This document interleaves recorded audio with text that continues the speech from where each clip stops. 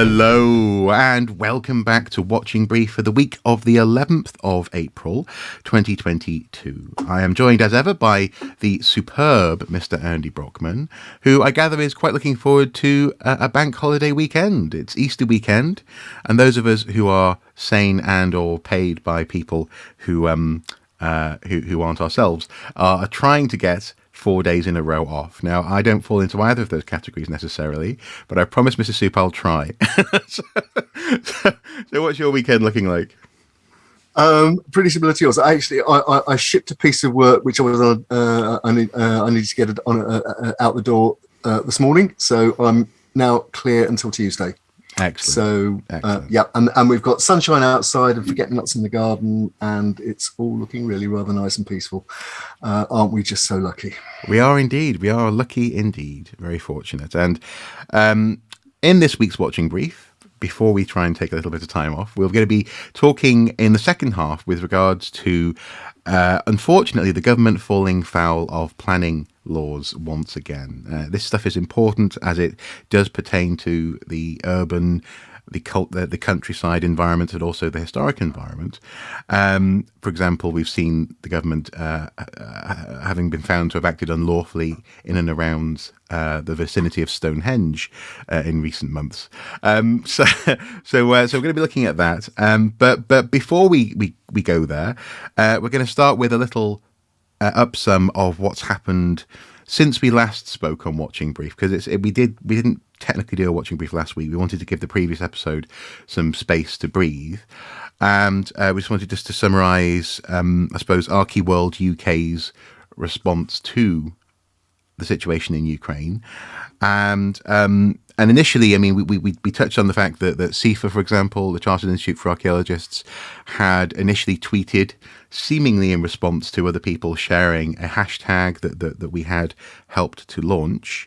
We also touched on the fact that FAME blocked us as well in that flurry of activity. But since then, other things have happened, and well, would you like to start? Yeah, we'll start at the British end, and then we'll sort of expand out to updates on what's been going on Europe-wide and worldwide with organisations like the UN. We flagged up previously that British Archaeology, the magazine of the Council for British Archaeology that's edited by Mike Pitts, yes, was going to carry material about Ukraine.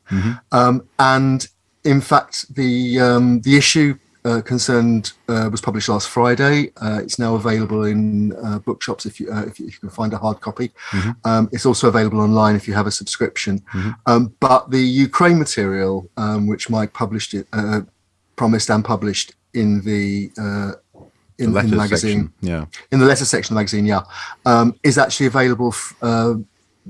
It's been taken out from behind the paywall, and you can download it and read it and share it. So that's a really great move on the part of very commendable, of the magazine. Absolutely. It was briefly unavailable for an unknown number of days, but certainly a couple of days, possibly due to a website glitch, it seems. So maybe there was a website update, we're not quite sure. But nonetheless, it is back available again, just in case anyone's following this on our Twitter feeds, and that we'll have the link below accordingly. That's right. And I do urge people to read, particularly the two letters. Now, they will have been written a month or so ago now, so they're not reflecting up to the minute issues, but that's not really important because you can follow that material with organisations like UNESCO and so, which we're going to talk about in a bit. What you have really are two longish letters that are worth reading. One is from Fedir Androshchuk, who is the Director General of the National Museum of the History of Ukraine in Kyiv, and a second letter, which is when you read it, you'll see is necessarily anonymous, from it would appear to be an academic, probably a UK academic, who has been working with colleagues in Russia and putting in conflict archaeology. We talk about the view from the other side of the hill. In other words, that you have to look at and reflect on information from both sides in a conflict. Otherwise, you can't get a fair picture. And that in particular raises some very interesting and quite knotty issues that I'll come to in a minute. The letter from Fedir Androshuk really talks about the response in the very early hours of the invasion of the war on the part of his museum community, and talks about, for example, the steps that were taken using actually a Cold War protocol that was set up under the Warsaw Pact, ironically enough, about protecting artworks and cultural material from what's described as mass damage. So they, for example, triage exhibits between what are of sort of national importance, but also and others that are of international importance, of universal world value, to use the kind of jargon that you'd use in the museums world. I'm not going to quote either of these letters in detail, really, just to highlight the fact that they are two very important views, and they really put you in the shoes of people having to make decisions that most of us would never hope to have to make in our academic lives, in our careers as archaeologists and public archaeologists. Yeah.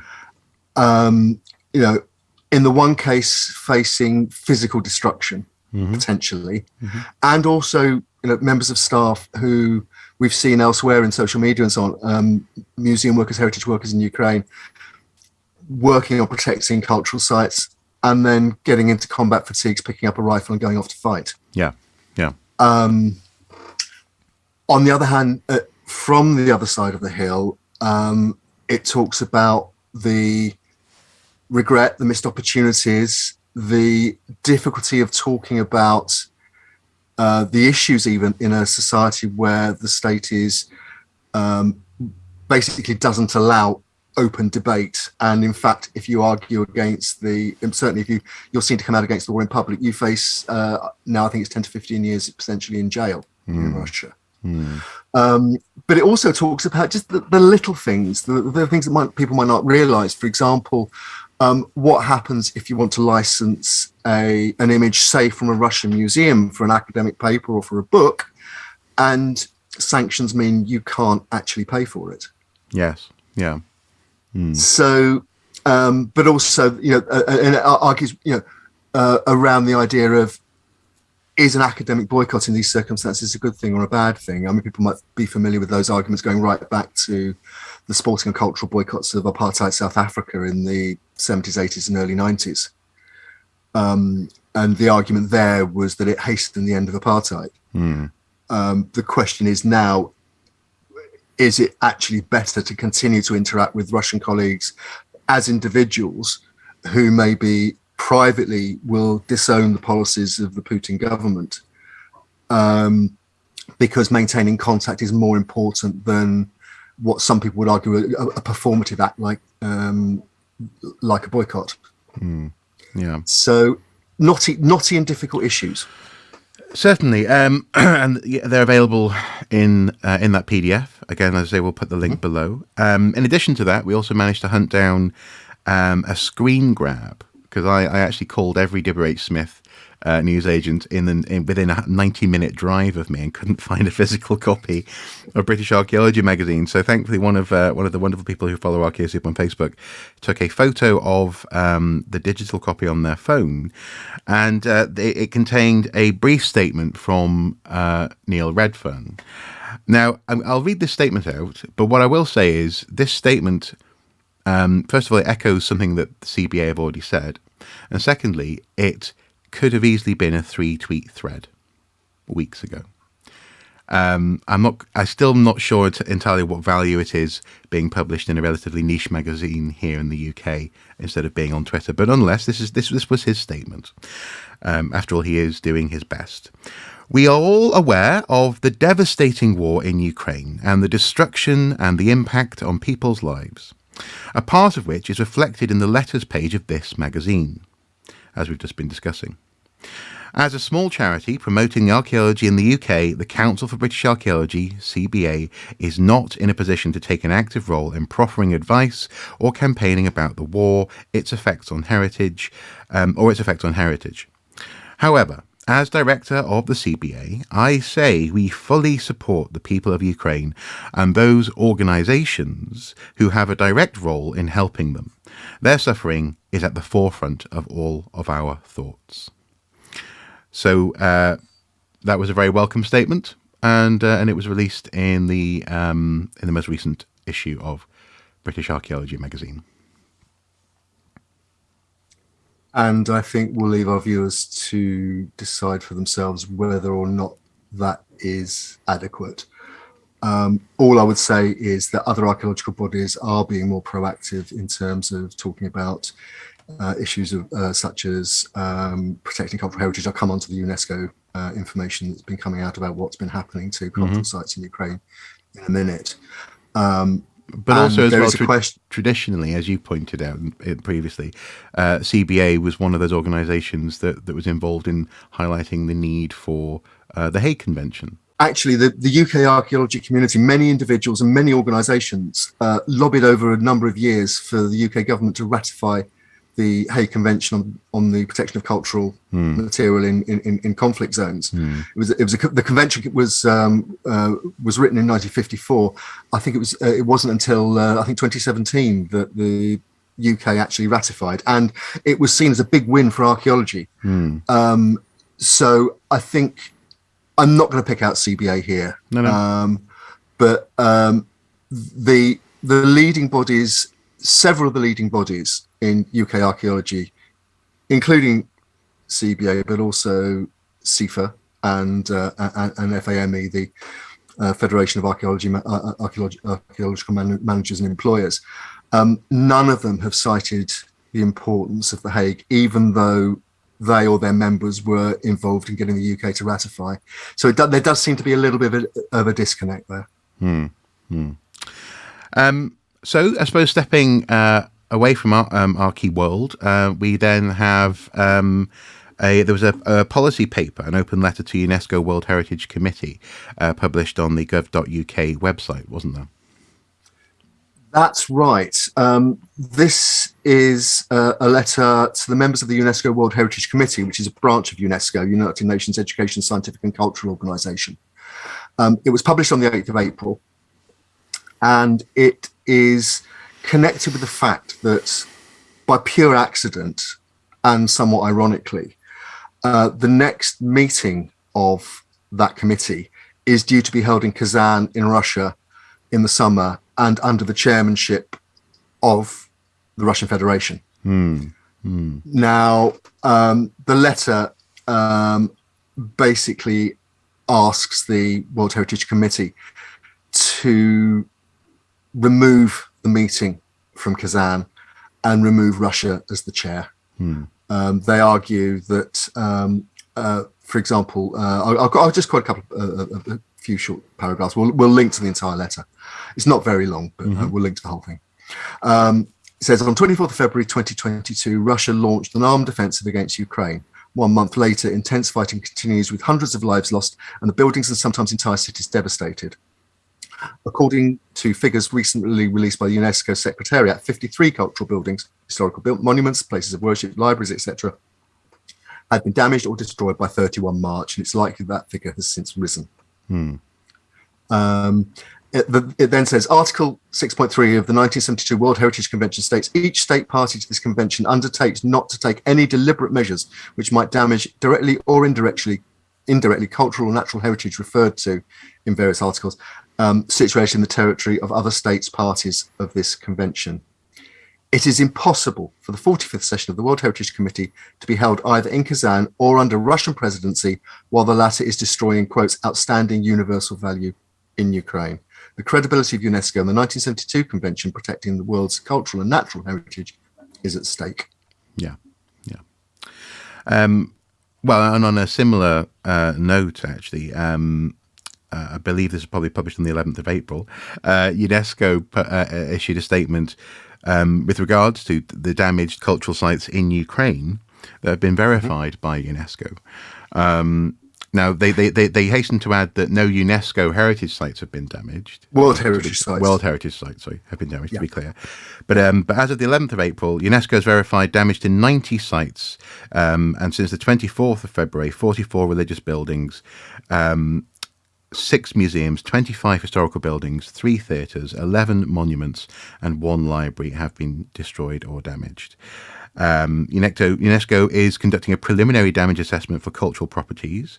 The term cultural property here refers to immovable cultural property as defined under Article 1 of the 1954 Hague Convention.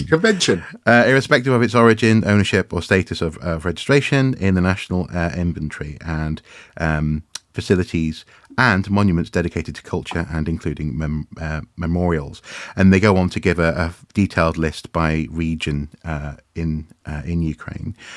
So I think that's a very sensible letter to send. Hopefully Russia isn't able to act in what would appear to be a bad faith role if they do go forward, or if they were allowed to go forward. I mean, they've also been removed from the UN Human Rights Council. That's a yes. Yeah. So we understandably.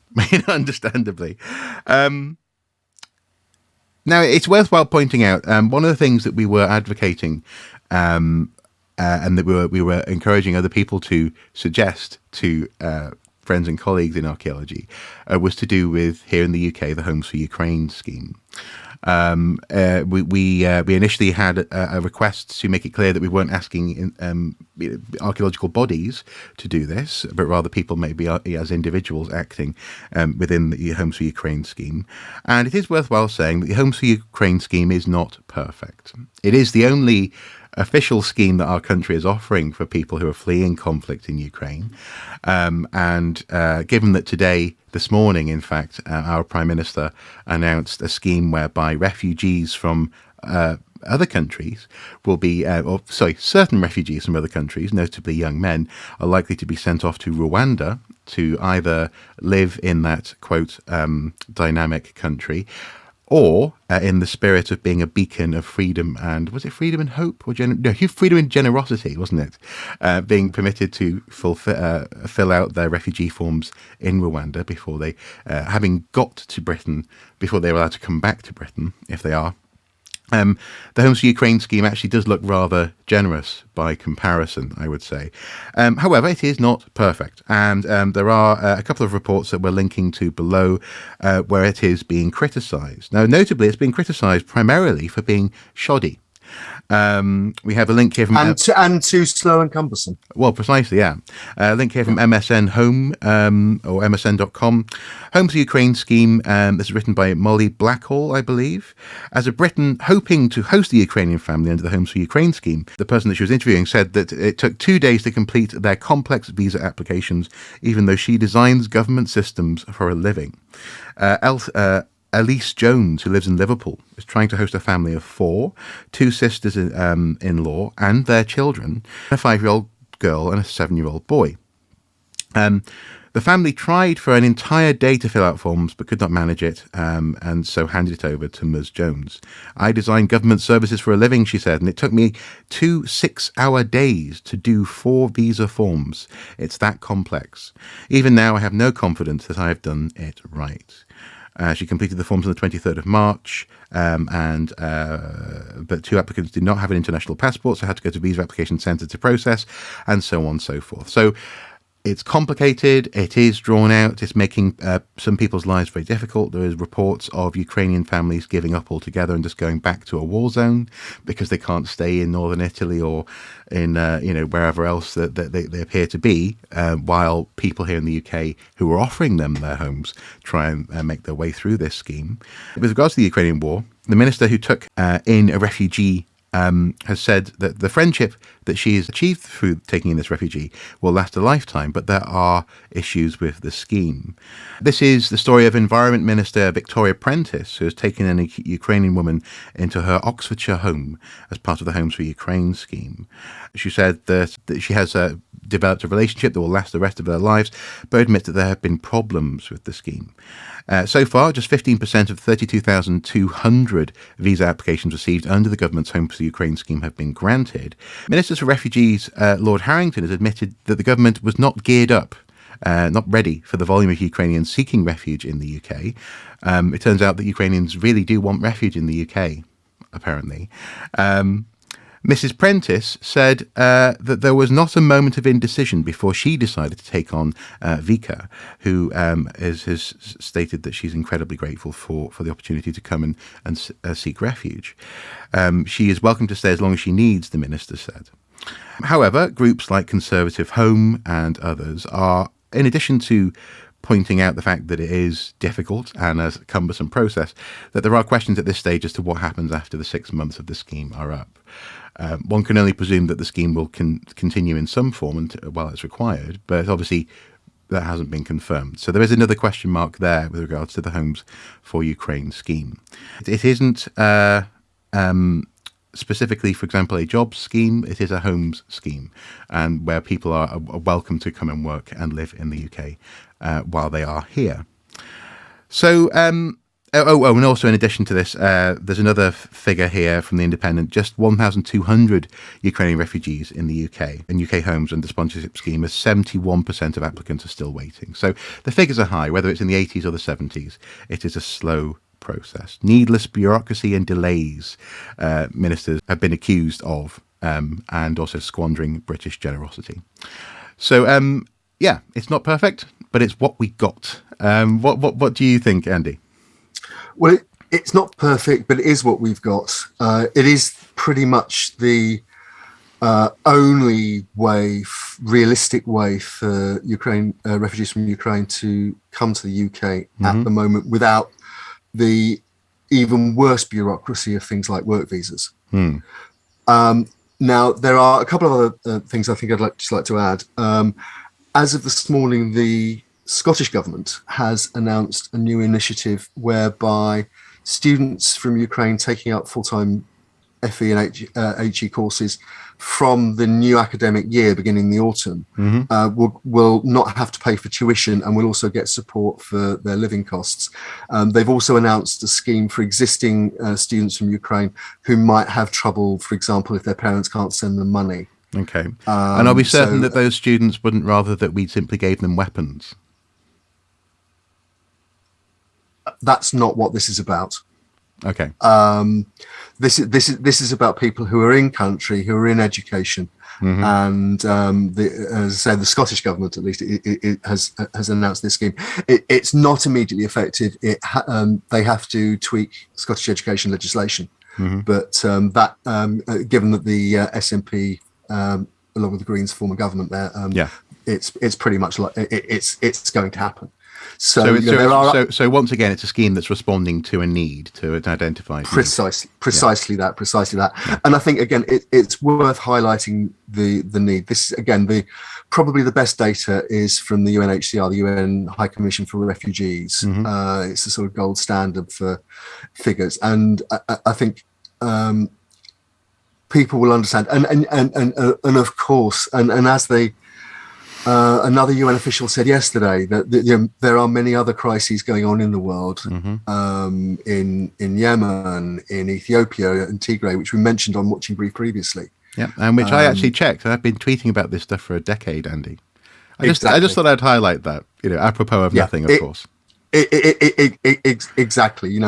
We have been covering these stories for some time, but Ukraine has Ukraine is particularly massive. It's happened particularly quickly, and because we're dealing with, at least on the one side, one of the world's two main nuclear powers, it has potentially global implications. Yeah. So I think we're absolutely justified in highlighting it.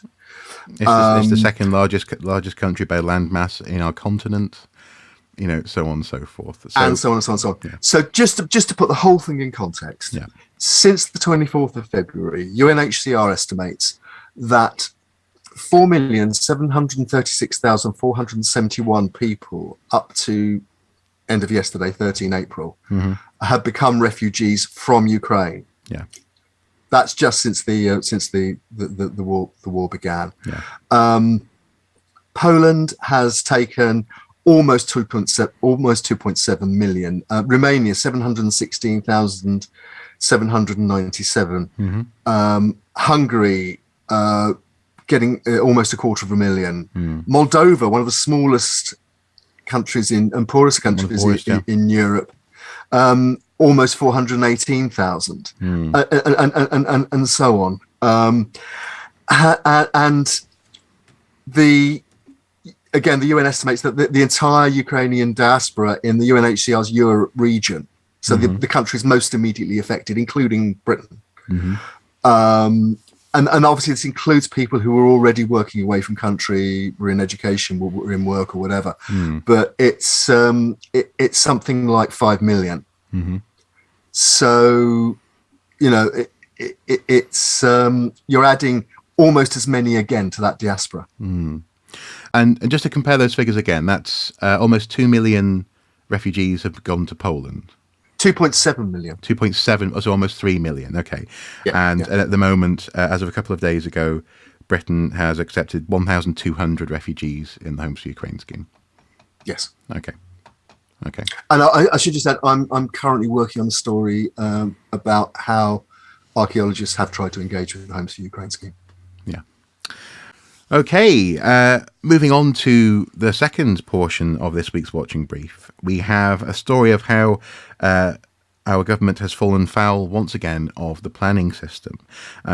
The proposal for a Holocaust learning centre and memorial, not too far from the grounds of Westminster, it sounds quite complicated. What's actually happened? Because this has been floating around for a little while now, hasn't it? It has, and we've covered the story before. Basically, a memorial trust was set up to create a national monument and learning centre to remember the Holocaust. Yes. It was a design was commissioned from JA Associates and Ron Arad Architects, very high profile architectural firms, and the situation was that although the local authority had, which is Westminster, had refused planning permission because of the sensitivity of the site, which is the Victoria Tower Garden. The proposed site is the Victoria Tower Garden, which is a triangular public park at the western end, the upstream end of the Houses of Parliament. Now, the Holocaust, the trust who wanted the project to go ahead were adamant that they felt it should be close to the seat of government to reflect the involvement of the government for good and ill in the period of the Holocaust. For example, strangely enough, keeping refugees from Europe out in the period running up to September 1939. Yeah, things like the kinder transport, and things like the kinder transport, which were in fact were private operations run by human beings trying to be charitable to other human beings, and often opposed by government officials. Right. Interesting. So there are all sorts of. In that sense, the education is arguably, required. It's a good thing to have available. Yeah. Absolutely, and it has to be said, none of the campaigners opposing this project oppose the idea of a national Holocaust memorial for the United Kingdom. No, everybody said the slogan has been, and we're using it on our publicity for this video: right idea, wrong place. Yeah. The problem, as opponents saw it, were really twofold. One is that it's one of the few public green spaces in that part of London, and this would have been quite a substantial imposition, albeit an architecturally interesting one. Yeah. Actually, I should say, the image, the proposal in terms of a sort of a projection as to what it might have looked like, is quite striking. I mean, it consisted of 23 bronze fins, seemingly almost leaning and then sort of falling like dominoes, and in a concrete kind of basin that led towards, at one end you can see part of the of Westminster Palace there. So it would have been quite striking, but as you say, at the expense of that green space. That's right. It's called Victoria Tower Gardens. It's also famous for hosting, for example, the statue to the burghers of Calais, the Rodin statue, and also to early women parliamentarians and so on. So it's.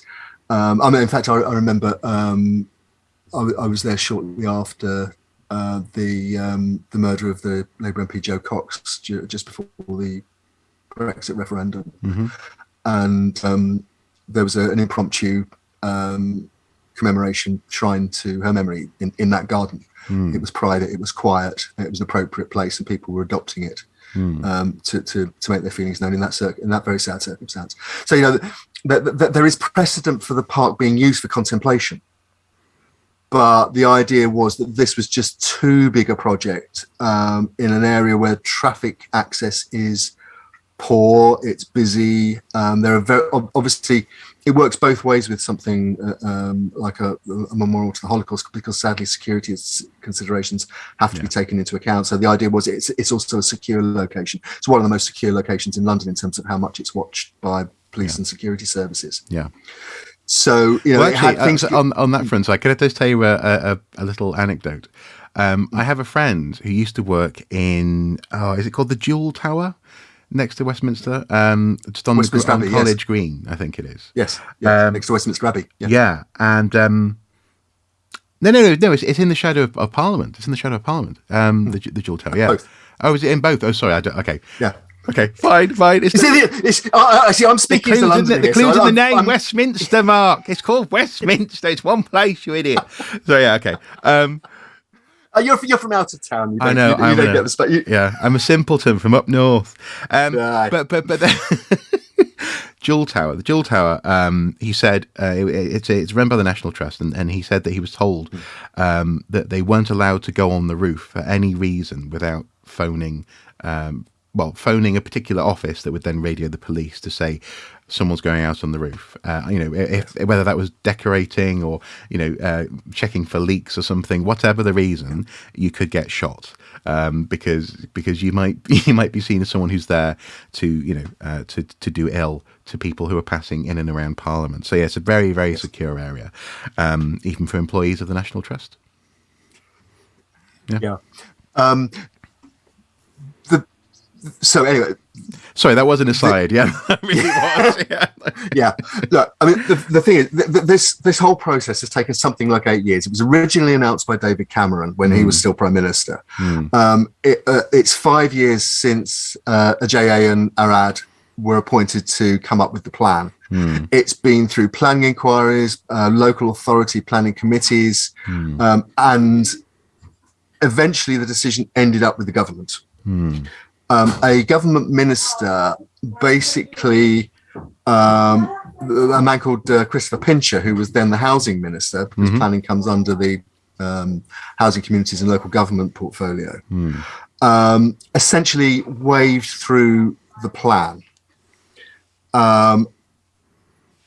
In spite of the fact that the government was actually the applicant, that the opponents argued that the UK Holocaust Memorial Foundation was essentially a part of the government. The government had driven the project. Pincher said that he made the decision based on the advice from the Planning Inspectorate, because there'd been a public inquiry in 2020. The cutting to the chase, we are where we are now because the London Historic Parks and Garden Trust took the case to judicial review, which we've talked about before in connection with Stonehenge, as you mentioned right at the top of the show.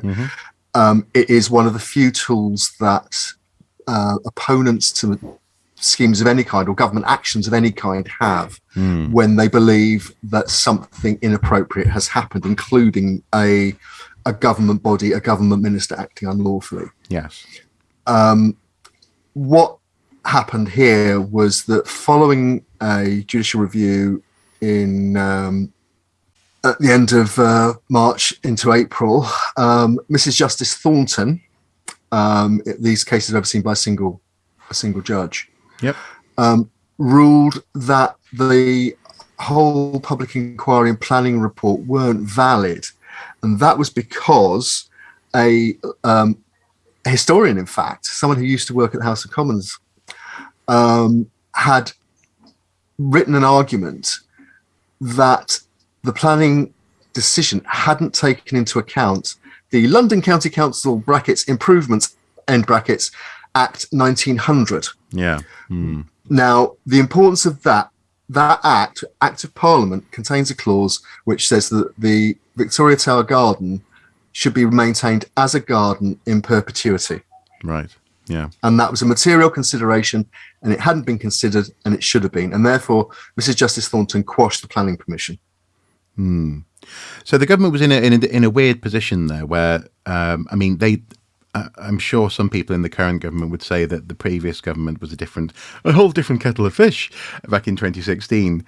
But nonetheless, they were sort of judging the validity of their own proposal, and it also as well falling foul of this particular law from provisions for the park in 1900. Yeah, and the point was, there had been a written submission warning them about this, warning them that the London County Council Improvements Act was relevant, and they'd ignored it.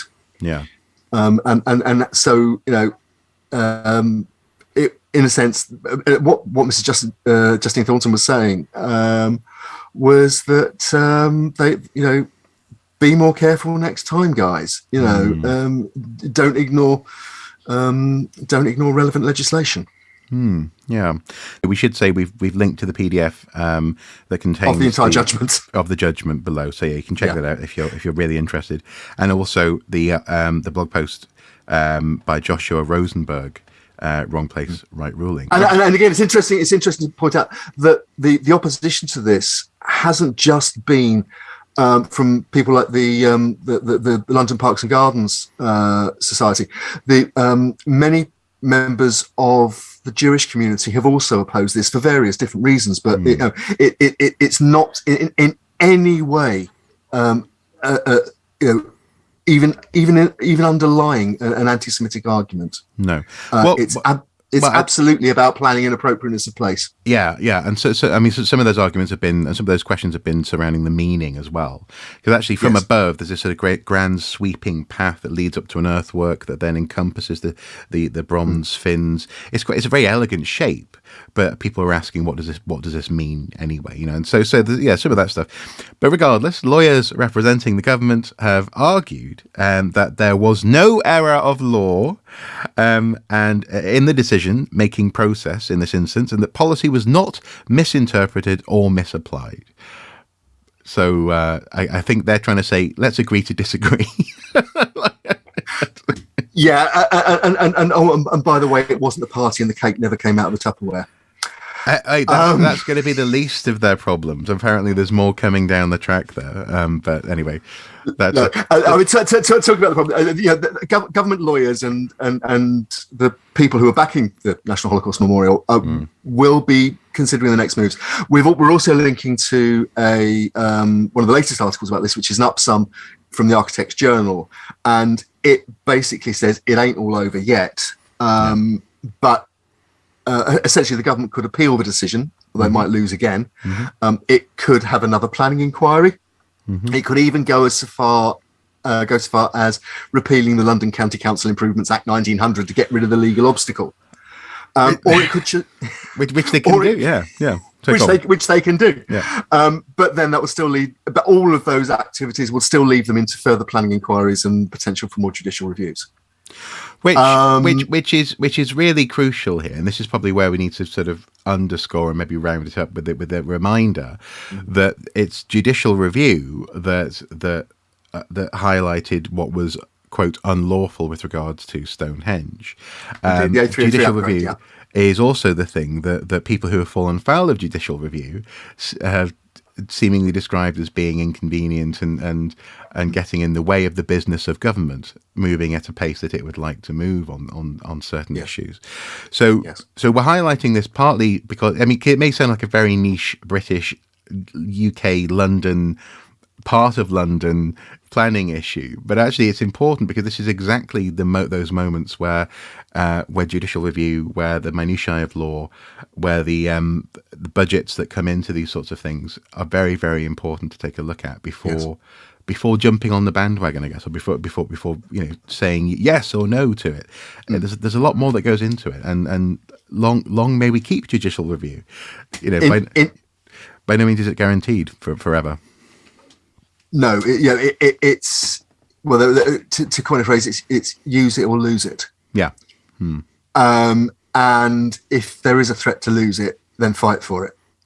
Because, as you say, it is one of the few tools that civil society has to stand up to government when government has clearly acted unlawfully. Or at the very least, unthinkingly. In this case, unlawfully. There was an act of Parliament which they were told about, and they ignored. They didn't think it mattered, and yes, it did. Yeah. But I think that the thing I'd finish by saying is that the sadness of it, obviously, is the time that's been wasted. One of the aims was to get the National Holocaust Memorial in place while there was still a substantial number of Holocaust survivors, people with a direct memory of those events, alive and able to bear witness. And those are a diminishing band of people now. Well, we saw the value of that sort of effort when it came to Bomber Command, didn't we? And the memorial there, the ability to actually have some of those people witness those events being memorialized in the heart of the capital. Yeah, that's right. And one can point to other similar memorializations of significant historical events. Yeah. So had people been more sensitive, had they listened, had they chosen a different site? Well, I mean, for example, it's been suggested that York or Leicester, where there were anti-Jewish pogroms in the Middle Ages, will be an appropriate site for something like that, because it links to the whole history of anti-Semitism.